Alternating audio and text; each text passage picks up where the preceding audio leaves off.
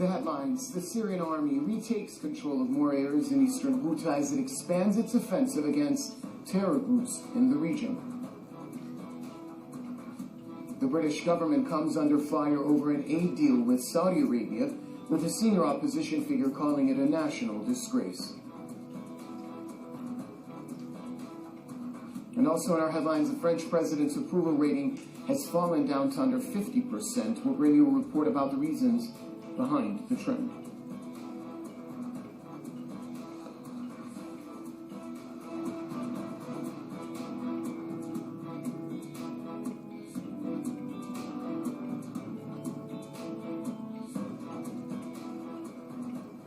Hello and welcome everybody. It's 1:30 p.m. here in the Iranian capital, Tehran. You're watching Press TV's World News.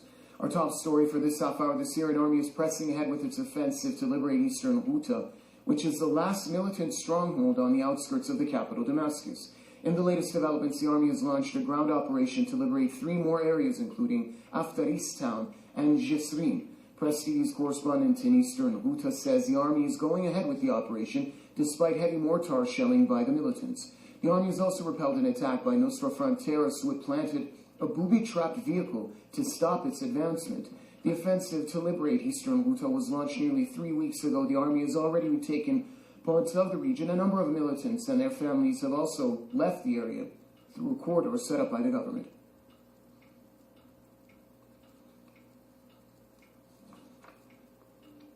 Well, Damascus has rejected U.S. allegations about the Syrian army's use of chemical weapons in eastern Ghouta, saying that Washington and its allies are trying to protect terrorist groups. Syrian envoy to the UN, Bashar al-Jafari, says all terrorist groups in Syria consistently used chemical weapons to block government forces in their operations and as a tool for political pressure against Damascus. Jafari added that Syria sent over 140 letters to the UN Security Council and the Organization for the Prohibition of Chemical Weapons regarding the matter. He said the letters contain documented information about the possession of chemical materials by countries such as Saudi Arabia.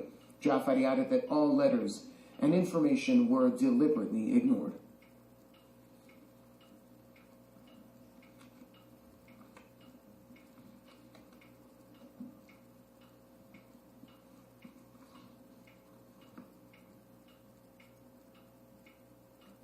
We're going to go back to our top story for this half hour. The Syrian army is pressing ahead with its offensive to liberate eastern Ghouta, which is the last militant stronghold on the outskirts of the capital, Damascus. Joining us from the very area of eastern Ghouta is our correspondent Mohammad Ali, who's here to bring us up to speed on the recent gains made by the Syrian armed forces. Mohammad?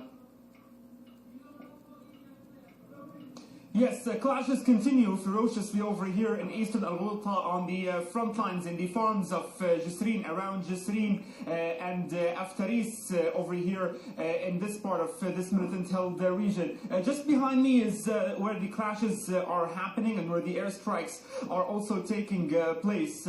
Fighter jets have been flying over eastern Al-Ghouta and pounding the positions of the terrorist groups since the early hours of the morning over here, as troops on the ground are advancing with the aim of controlling those towns, particularly Jisrin, Misraba and Aftaris, in order to continue cutting the supply lines of the terrorist groups over here in eastern Al-Ghouta, those supply lines that link the terrorist groups together between the main quarters over here. You can also perhaps maybe hear the sounds of the fighter jets flying over the eastern Al-Ghouta.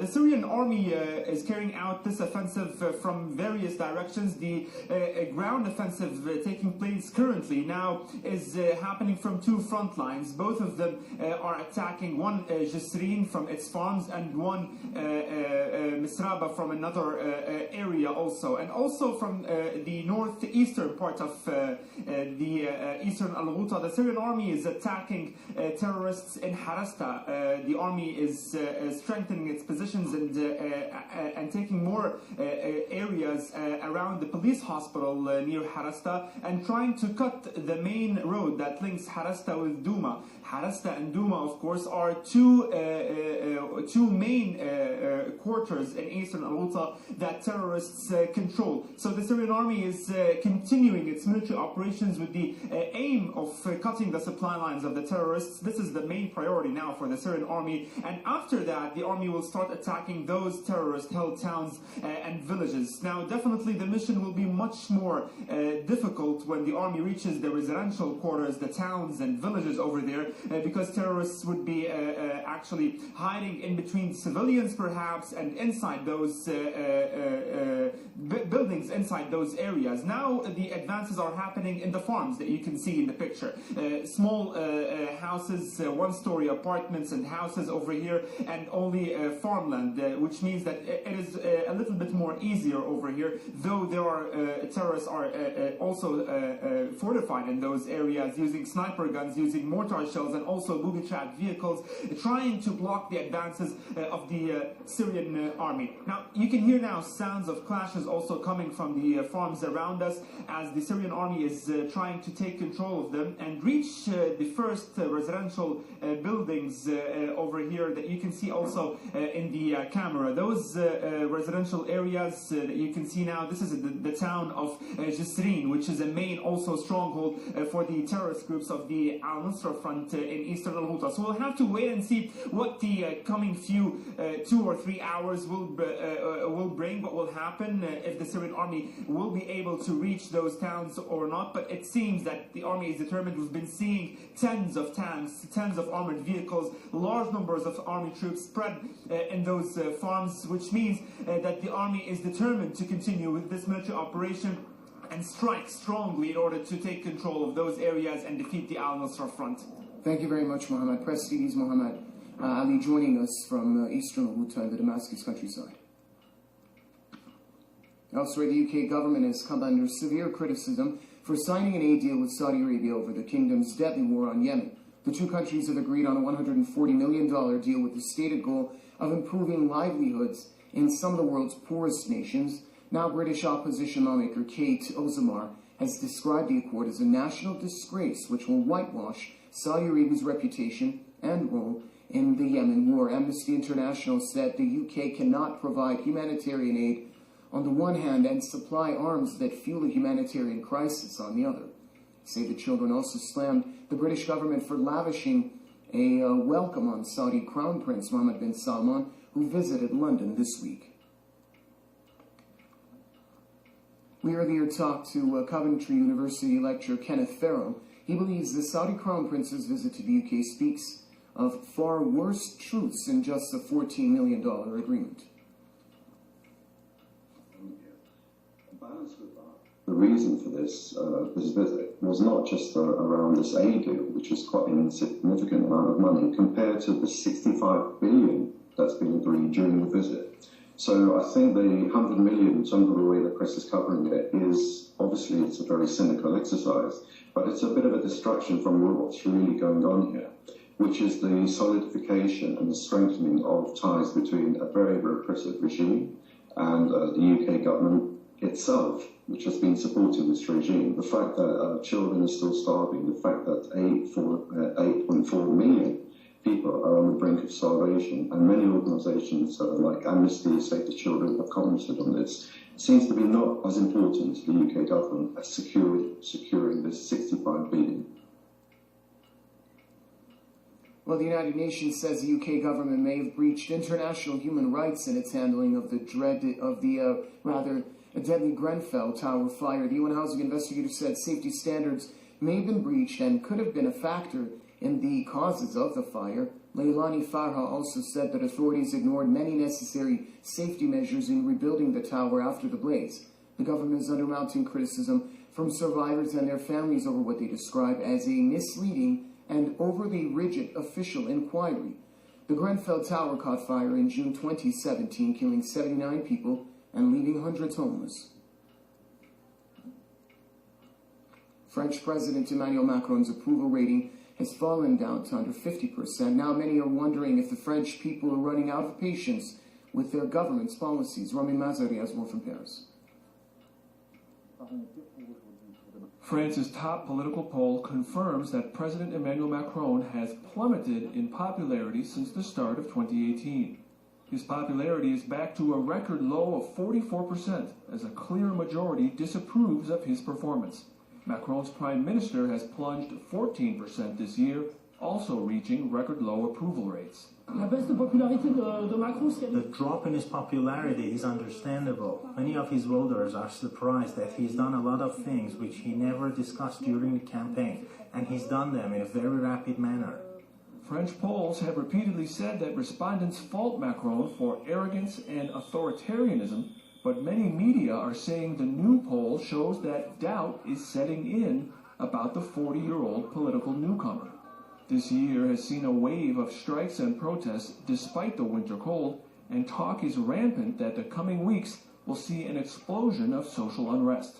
March 22nd will see an enormous day of strikes and demonstrations nationwide, almost certainly the largest during Macron's tenure and maybe the largest in years. I still support Macron. I think the future for France is in line with his vision of globalization and privatization, but this is not how the average French person sees things. The poll shows that Macron continues to hemorrhage support among the nation's 16 million pensioners after additional austerity cuts in January drastically cut their fixed incomes. Macron has control over parliament and his party, giving him little motivation to make political concessions.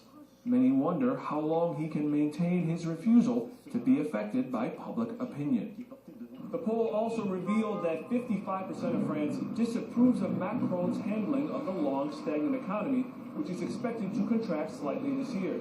Joblessness continues to be a major problem, with 2017's year-end data showing that the unemployment rolls continue to increase. Rami Mazaheri, Press TV, Paris. Well, clashes have erupted between Israeli forces and Palestinian protesters in the occupied West Bank. Protesters rolled stones and burning objects at Israeli soldiers in the city of Al-Khalil, also known as Hebron. The unrest erupted after a disabled 24-year-old Palestinian man was shot in the chest by Israeli forces during clashes in Al-Khalil on Friday. Mohammad al-Jabari succumbed to his wounds later in hospital. The Palestinian Health Ministry says al-Jabari was disabled. According to the Israeli military, the victim had been holding a firebomb when he was shot. A funeral procession was held for him Friday evening. Nearly 1,000 candidates have registered to run in Lebanon's first parliamentary elections in 9 years. People from different political factions and civil society groups, as well as independent individuals, hope to gain a parliamentary seat. Press TV's Beirut correspondent Rana Aladdin reports. A record number of candidates have registered in Lebanon's legislative elections due on May 6. A total of 976 people announced their candidacies for 128 parliamentary seats as registration for the upcoming elections officially closed. For the first time, 111 women submitted their applications, a significant increase compared to 12 female candidates in Lebanon's last elections in 2009. More women are running in the elections because they have become more involved in society and more of them want to have a political role. We want to talk about the pressure that women face, their tough working hours, and their right to secure a pension. Lebanon's May 6 vote will put to test a new electoral law which states that the number of seats earned will be proportional to the percentage of votes won by a party. The law also allows civil society groups to run in the elections. Experts doubt the new law will change the political landscape in Lebanon since it reduces the number of electoral districts in the country. This means civil groups must face parties that have dominated entire districts. So the whole purpose of proportional representation is to represent the minorities, be it political or sectarian or whatever. With this proportional representation with 15 different districts, it only represents the majorities. However, independent candidates are hopeful they will be able to secure a seat in the upcoming elections to express the minority's point of view. The elections are part of a tough competition between the Lebanese people and the authorities. We are here to express ourselves. We want to try to break away from the government, and we see the elections as a chance to voice our own opinions. The Amal movement and the Lebanese resistance movement Hezbollah were among the first to register their electoral lists for the upcoming elections. The two groups, who are working in alliance, introduced 7 candidates.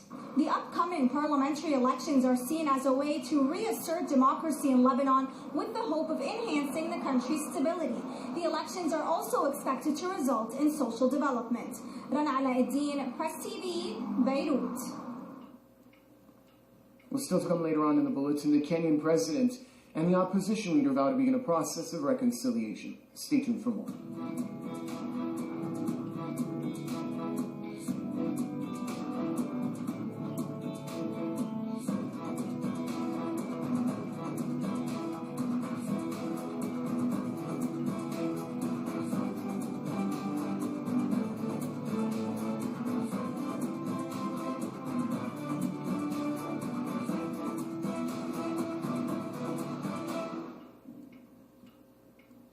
Welcome back, everybody. Sri Lankan President Maithripala Sirisena has announced an investigation into the recent anti-Muslim riots in the country. The probe is to be conducted by a panel of 3 judges. 3 people died, 20 others were wounded, and more than 200 Muslim-owned businesses and homes were destroyed in 4 days of riots that hit an area east of the capital, Colombo. 11 mosques were also damaged or completely destroyed by Senegalese mobs. Police say nearly 150 people, including the main instigator, have been arrested. A curfew put in place over the unrest was lifted on Saturday, but army soldiers and police forces continue to patrol violence-hit neighborhoods. A Pakistani court has ordered the government to demand the United Arab Emirates extradite former military ruler Pervez Musharraf to Pakistan to be put on trial. The court has accused Musharraf of high treason. Press TV correspondent Jawed Rana has more from Islamabad. This palatial building in Pakistani capital Islamabad belongs to former military ruler General Pervez Musharraf.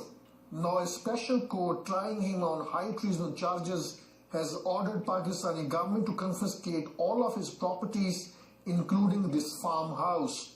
The court also ordered the government to seek ex-army chief's extradition from Dubai and arrest him. A 3-member panel of judges in this building resumed a hearing almost after 10 months against Musharraf for imposing martial law in the country in 2007. It is very significant, but the thing is that will they be able to do it?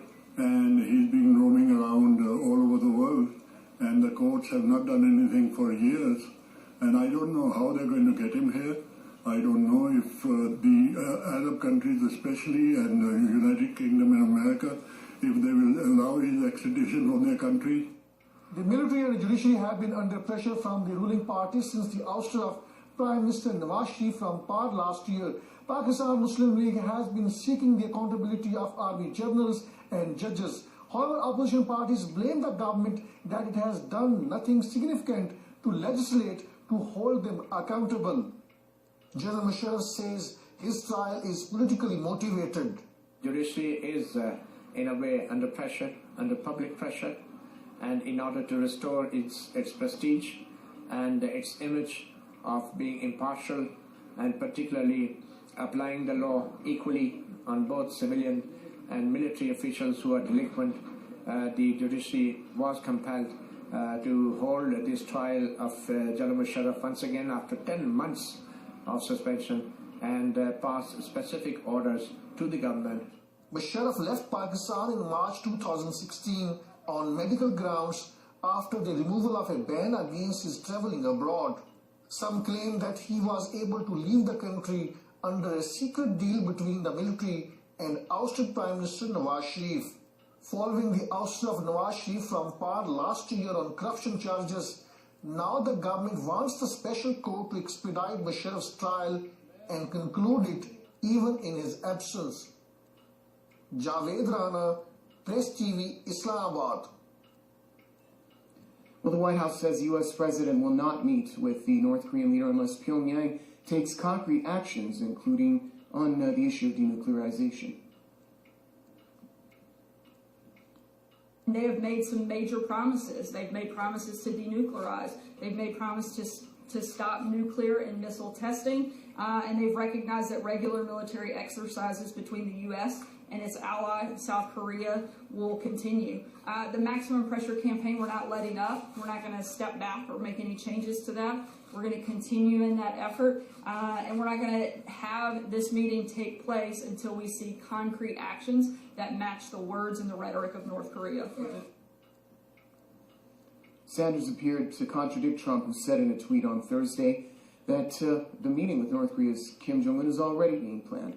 The U.S. president added that all sanctions and maximum pressure will remain in place until the two sides clinch an agreement. Meanwhile, South Korea's national security advisor says Kim is ready to stop nuclear and missile tests to allow for the talks, but Pyongyang has not confirmed the position. Seoul-based political analyst Donald Kirk says the U.S. is trying to extract as many concessions as possible from North Korea, but would be ready for talks even if Pyongyang does not abandon its nuclear activities. It's quite possible, and in fact likely, that the Trump-Kim summit will happen.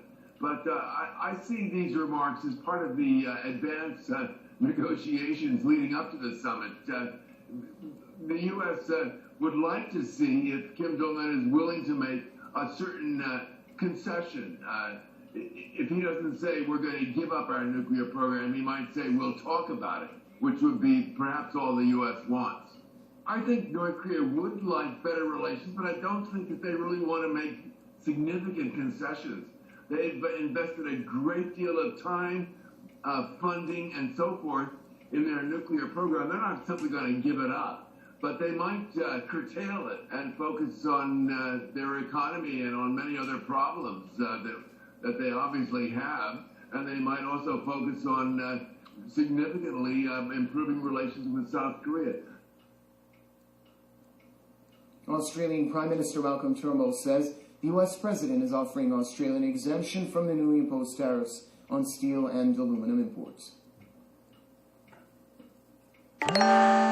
So I was very pleased the President was able to confirm that he would not have to impose tariffs on Australian steel and aluminium, and of course now the legal paperwork, the proclamation process under the executive order will take its course to put that direction into effect.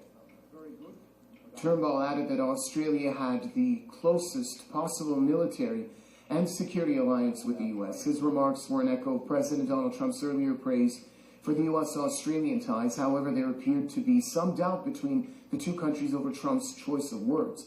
Before Australia, Trump had released Canada and Mexico from the tariff duties. He had also given other U.S. allies some room to negotiate possible exemptions. Trump's decision to impose tariffs on steel and aluminum imports has provoked harsh criticism from many world countries and even Washington's European allies.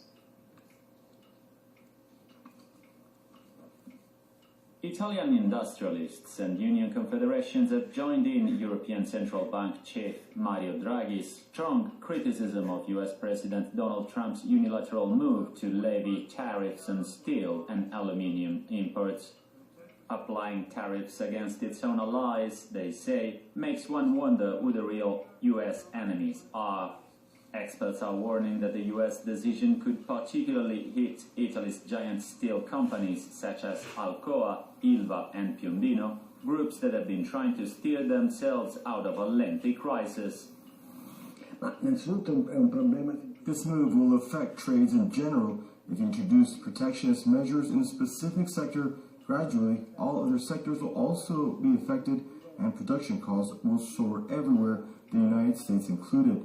That's why many, also in the States, are deeply concerned about this move. Competition will grow worldwide to the detriment of smaller producers. Experts say that China will play an even greater role in the global supply chain after Trump's move. China, with roughly 10 times the steel-making capacity of the US, has often been accused of trading cheap steel on global markets and pushing competitors in other countries to the wall. The head of the Italian Steel Company Association Federacciai, Antonio Gozzi, said on Friday that the exact repercussions of Trump's tariff move on individual Italian firms have not been assessed yet, but it is clear that some companies will be hard hit with the risk of triggering trade wars. However, not everybody agrees with this bleak view of the situation.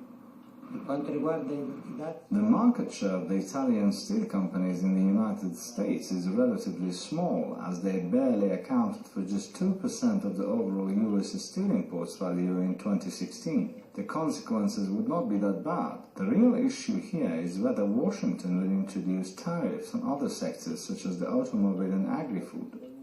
Trump's protectionist policies have, however, been welcomed by anti-immigrant and anti-EU leader of the League, Matteo Salvini.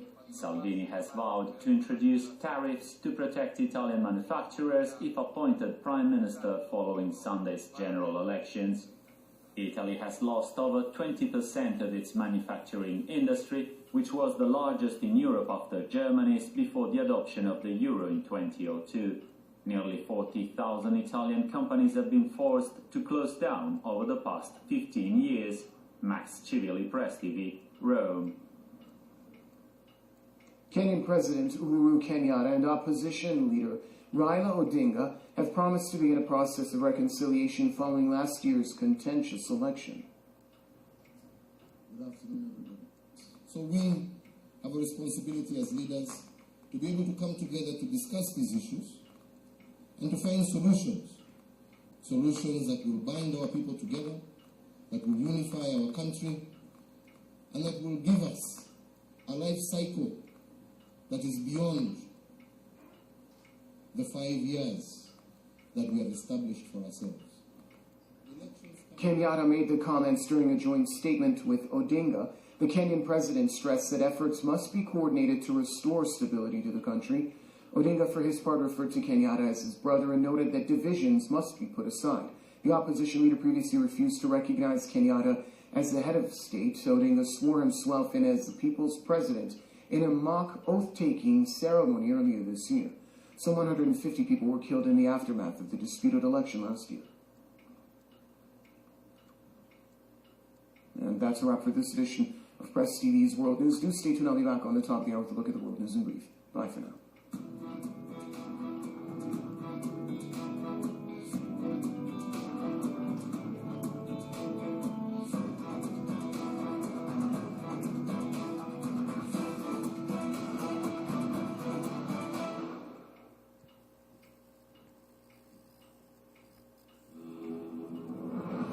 One of the advantages of using nuclear irradiation is making the export of agricultural products possible to other countries.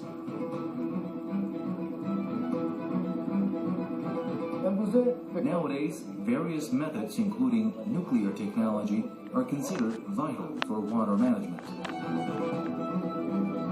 Currently, no country is able to preserve its economic, social, and political stability without being certain of having water. Desalination using the heat dissipation of nuclear reactors is the best way to produce sweet drinking water.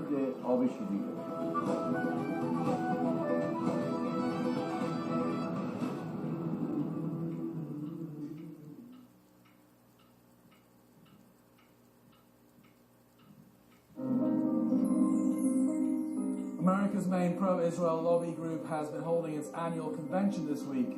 Some say AIPAC exercises a stranglehold on American politics and media.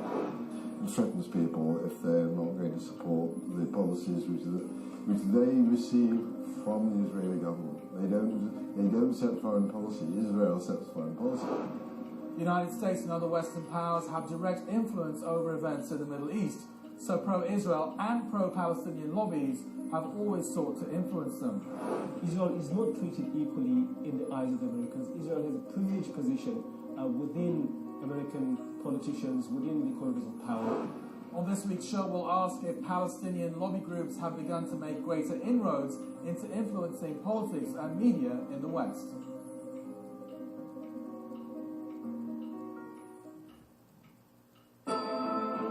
This week on New Chapter, I shall be reviewing What Happened, a controversial new memoir by Hillary Rodham Clinton. Really, Clinton, she spends an enormous amount of time blaming almost everybody except for herself. She talks about going to the home of Oscar de la Renta and his wife, and eating for a week wonderful food, swimming, playing cards. And I thought, this is the essence of what is wrong. How could she lose against such a divisive opponent? Was she just too far removed from American opinion, a candidate of the privileged liberal elite, rejected by working-class Democrats? Join me on New Chapter, and we'll take a look at how she saw it.